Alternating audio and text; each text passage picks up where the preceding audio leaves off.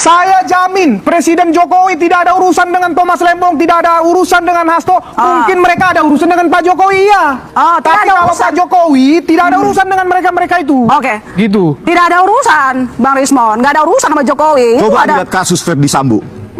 Kasus Ferdy Sambo. Jelas-jelas polisi di situ. Tapi kalau kasus ini gimana menurut Anda? Empat kasus jasa. ini. Ya oleh karena itu kasus Lembong, Hasto, kemudian Onge. dari penegakan hukum ini kan sudah panjang. Dan itu menurut Anda dibiarkan? Saya Menurut tahu. Rismon itu dibiarkan Mungkin Presiden? ribuan kasus lain yang tidak saya tahu. Itu kan yang semua saya pelajari dan saya terlibat dalam kasus-kasus itu sebagai ahli. Emang bisa dipukul rata semuanya kalau termasuk dengan 4 kasus ketika diberikan amnesti maupun abolisi Lembong, Hasto, Gus Nur dan juga Ongen? Begini Mbak, ya.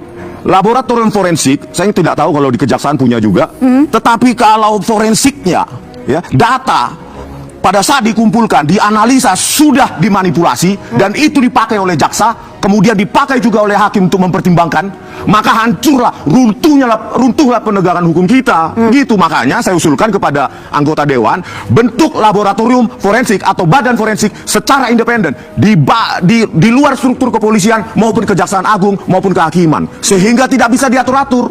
Kalau begini kan bisa diatur-atur, sama saya kira. Oh, termasuk pemberian amnesti abolisi juga diatur-atur menurut Anda? Nah, itu nggak ada kaitannya. Maksudnya dalam pengumpulan data. Peradilan sesat.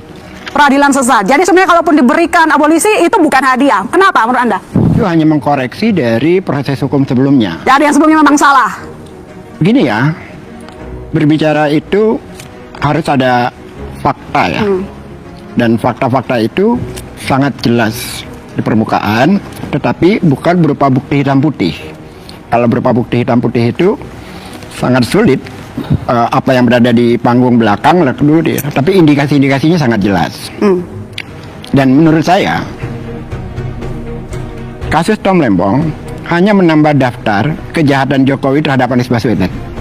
Itu saja. Saya sangat sederhana. Hanya menambah daftar kejahatan terhadap Anies Baswedan. Jadi tidak ada kata terima kasih dengan pemberian abolisi kepada Thomas Lembong. Begini, kita berbicara rekonsiliasi, berbicara persatuan dan sebagainya. Persatuan itu akan hadir bila keadilan hadir di ruang-ruang publik, di ruang-ruang warga negara Indonesia seluruhnya. Baru itu ada persatuan. Tidak akan bisa ada persatuan apabila ada ketimpangan, terlebih ada perbedaan pemihakan terhadap hukum.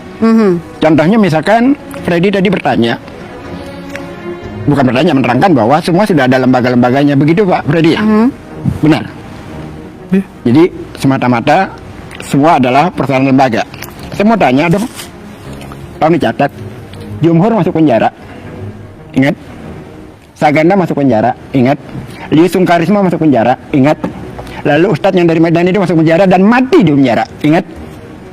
Bapaknya Harun Al-Rasyid ditembak, ingat? Peristiwa di Bawaslu, ingat itu semua? Ade Armando tersangka, tidak pernah diproses. Yang lain-lain seluruh yang pro kepada kekuasaan tidak diproses. Bagaimana Anda melihat itu? Silakan.